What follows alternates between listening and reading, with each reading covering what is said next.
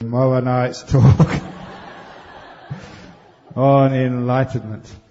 But the point is that it does not matter the person, the vision, what they look like. That is not the important part of enlightenment. The wonderful thing about the Buddha was it's not a guru tradition where we worship the form, the vehicle of the Dhamma. We worship the Dhamma as well. This is why when the Buddha died, passed away, just before he passed away, someone asked him, who are you going to appoint afterwards? And he said, I will appoint no one. Let the Dhamma and the Vinaya be your teacher. A very deep and powerful piece of advice. You're not worshipping the person, you're worshipping what they teach. So you don't worship Sai Baba, you worship what he teaches. In other words, the teaching can appear all over the world. The vision of the person is not important. The person will eventually pass away and die. But the teaching, that's important. Which is why that we listen to what anybody says. And if that makes sense, if it accords with our experience, if it leads to peace and harmony, that must be truth. So we never actually say a person is really enlightened. When you understand anatta, what can be enlightened? Is your nose enlightened? Or is it your flesh is enlightened?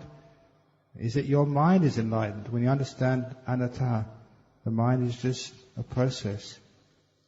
There's no thing which is enlightened. Enlightenment is.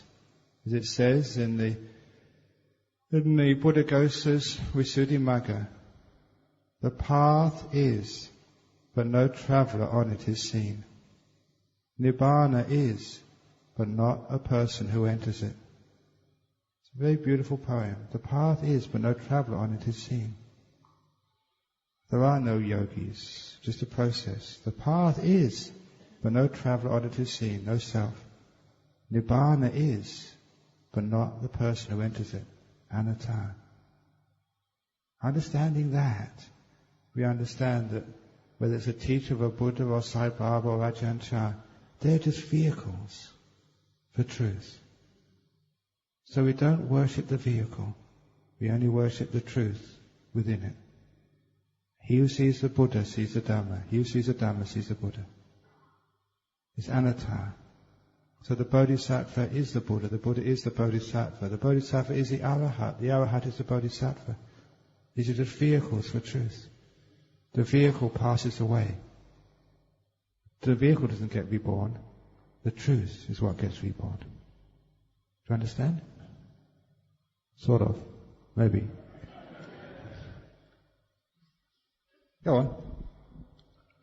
Why do our minds sometimes deceive us? Say, it's boiling hot water. When you first touch it, it feels cold before you feel hot. Why does the body deceive us? It's because, the mind deceives us. Because we only see what we want to see, what we expect to see. That's why all of you are so afraid of ghosts. If you see a ghost, you expect to see, And that's what you do see. If you know what ghosts really are, they're just such soft, cuddly little things. You don't believe me, do you? So you won't see that. Why is it? This was an interesting piece of research again. I think it was Dr. Raymond Moody did this book, A Life After Life or something. Again, reporting out-of-the-body experiences or near-death experiences. People who died in his hospital but were brought back to life again. And because I think he was in some hospital in the US with a in a poor area, it was a multicultural hospital. And so there were people from all different races and religions in the hospital. And what was fascinating was when people had out-of-the-body experiences, when they went to the light and they saw what was on the opposite side of the light, if they were Catholic, they would see the Virgin Mary coming to meet them on the other end, telling them their time was not ready yet. They had to go back. They went back, and when they woke up again, they'd seen a supernatural being, the Virgin Mary. They were devout Catholics from then on. But if it was an Anglican, they saw Jesus himself. They swore they saw Jesus. But when it was a Hindu, they saw the Lord Krishna. And they're absolutely certain it was the Lord Krishna. If they were Mahayana Buddhists, they saw Kuan Yin, the goddess of mercy. Or maybe even see Amitabha, who sent you back, your time's not ready yet. If they were atheists, they saw Uncle George. And they swore it was Uncle George. I saw him, I was there. Now the point was, what is going on? Like, is it really so up in heaven? They have all these great beings, Jesus, Virgin Mary, the Lord Krishna, sort of Kuan Yin, all like in some sort of waiting room, and they look, is a Buddhist coming? It's your turn, Kuan Yin. Here comes an Anglican. Come on, Jesus. That's ridiculous, isn't it? It can't happen. There's no offence meant to any religion. So what's happening there? I'll tell you what's happening. Because I know these beautiful nimittas and what happens. When you die, when you go up to that light, everyone sees the same. But if you're a Catholic, you expect to see the Virgin Mary. And that's what you do see. You add that detail onto that experience. If you're an Anglican, you expect to see Jesus. And that powerful nimitta becomes Jesus.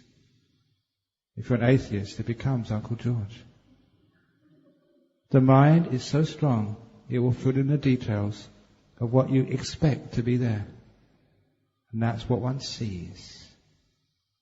This is the power of perception, and why people have different religions and faiths, and they swear that what they saw was that.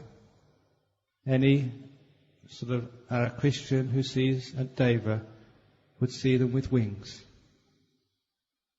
They haven't got wings. It's just we add them on, because we expect that's what's there. If a Buddhist sees a deva, you see them differently, what you expect to see.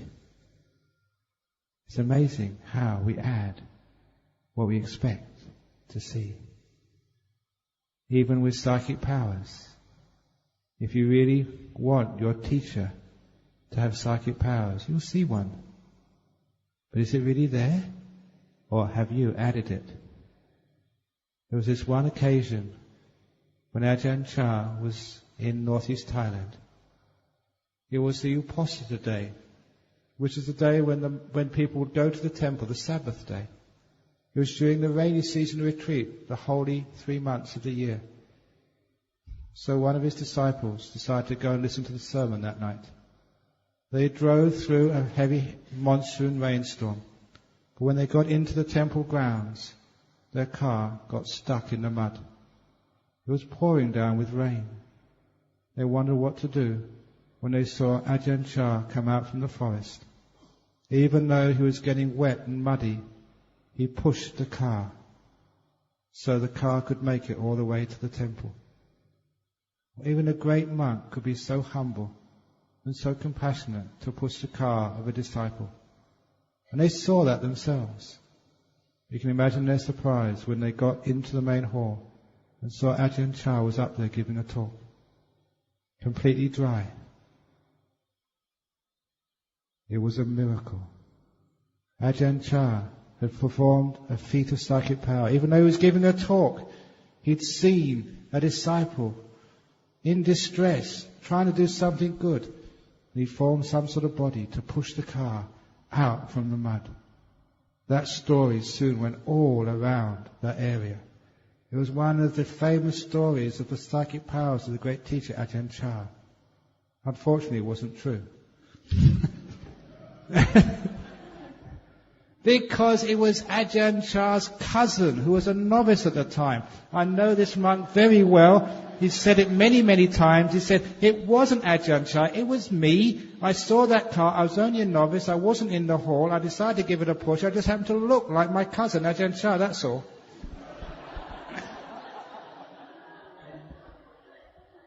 Now that was a true story. But even though he's told that to many people, people still will not accept it. they wanted to see a miracle by Ajahn Chah so much that once they got a half of one, they made it into a whole one, and it stuck. Now this is one of the problems with miracles, because we want to see them so much. We make them into miracles. It's called hagiography. Hagiography, look that up in your dictionary, Hagiography, hagiography. It's where people make their teachers into saints. It's where many of the miracles of Jesus came from, even some of the miracles of the Buddha. Added by the disciples, to actually to make our teacher just as good as the teacher over there. So be careful of hagiography. That's why the Buddha said the only miracle, the greatest miracle, the only miracle which he praised was the ability to teach the Dhamma and to relieve the suffering of others. That truly is miraculous. I don't know if did I answer your question. You're still standing there, so. No. Anyone saw Ajahn Brahm? Anyone saw Ajahn Brahm? No. He's disappeared. So thank you for that. Any other questions? Yeah, wow, phew, wow. Okay.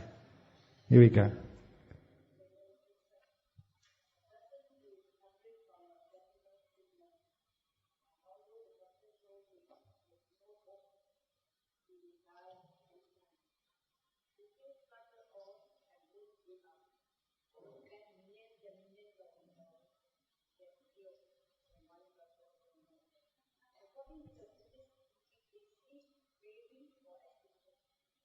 Okay, a person who has terminal cancer, who won't give up, who keeps struggling and spends millions of dollars for this treatment or that treatment, is he craving for existence? It is a craving for existence. So sometimes we think, would my millions of dollars be better used for some other purposes than keeping this old body going, propping it up?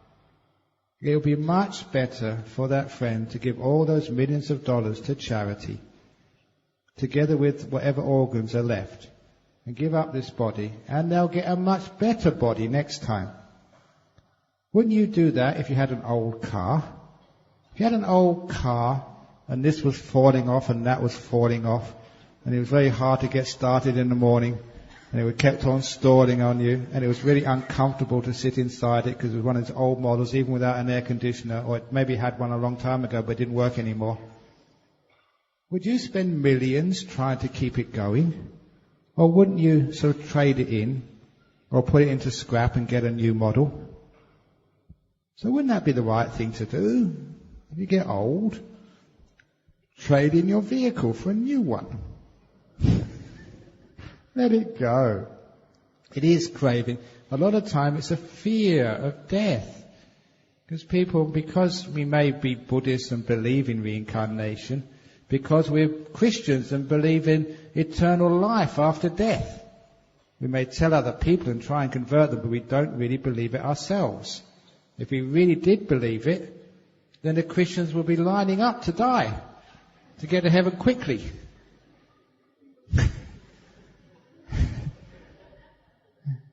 And if you've done lots and lots of good karma, you think, oh, when they say terminal cancer, say, wow, whoopee! I've only got a short time left now. No more pain, no more suffering. Great, going. If you really believe you're going to heaven, wouldn't you do that? You know one of my stories, I tell this at funerals, it's in the book, about these two old people. The two old people story. Two old people, they've been married for many years. And so like many old people, they're devoted to each other. They died within days of each other. Have you seen that happen? I've seen that happen. People married for so long together, they died within days of each other. And so they appeared in heaven together. And an angel met them. And they took them to this beautiful mansion. Did I tell the story already? No, it's in Singapore, I think.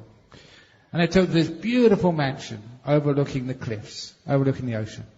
In this world, you'd have to be a billionaire, a movie star to afford a mansion like that. And the man looked at that mansion and said, that's a very expensive piece of real estate. I don't think I can afford the government taxes, the assessment, I think it's called, is it? I don't think I can afford the assessment on that, the rates.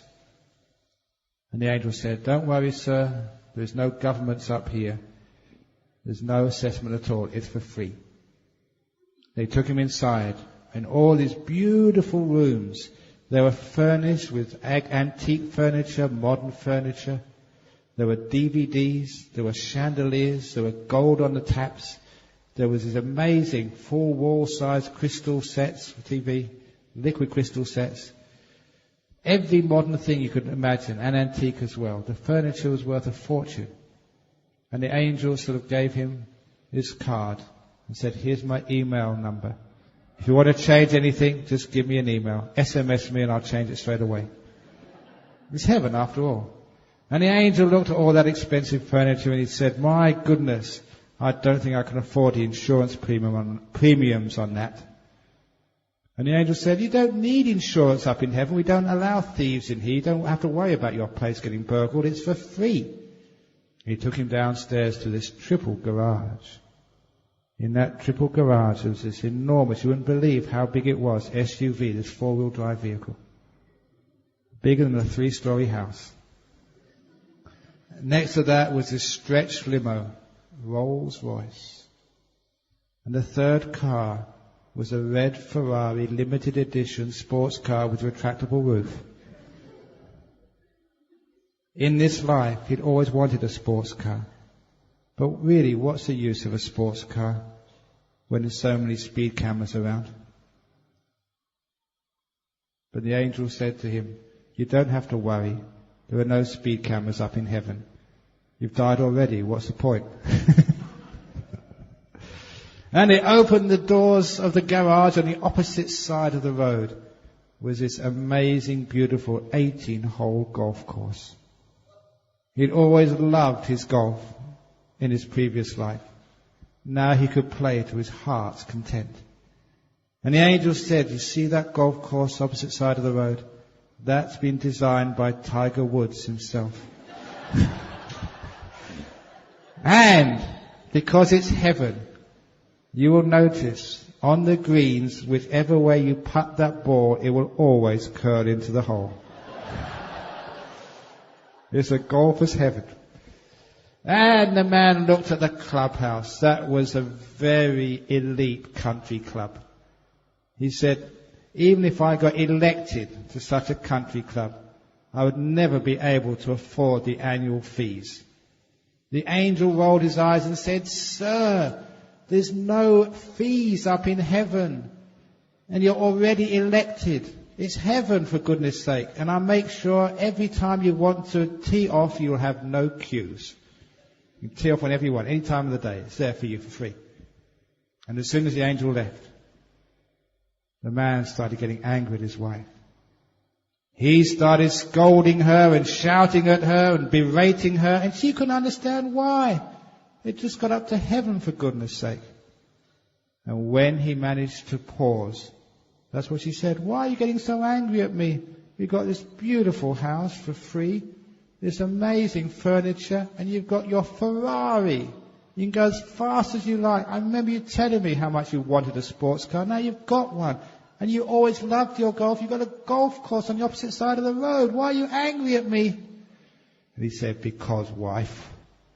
Wife, if it wasn't for all your health food, I could have been up here years ago.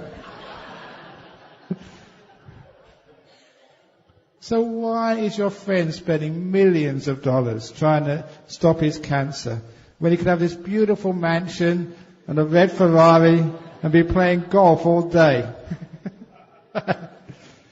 Now the moral of that story is that too often we're afraid of death. And that's why we spend a lot of money and we strive overmuch trying to maintain this old body instead of just letting it go. A lot of times we don't understand what's going to happen after we die. We may be a Buddhist, but we don't really believe in reincarnation. We think that's maybe just what the monks say, but who knows?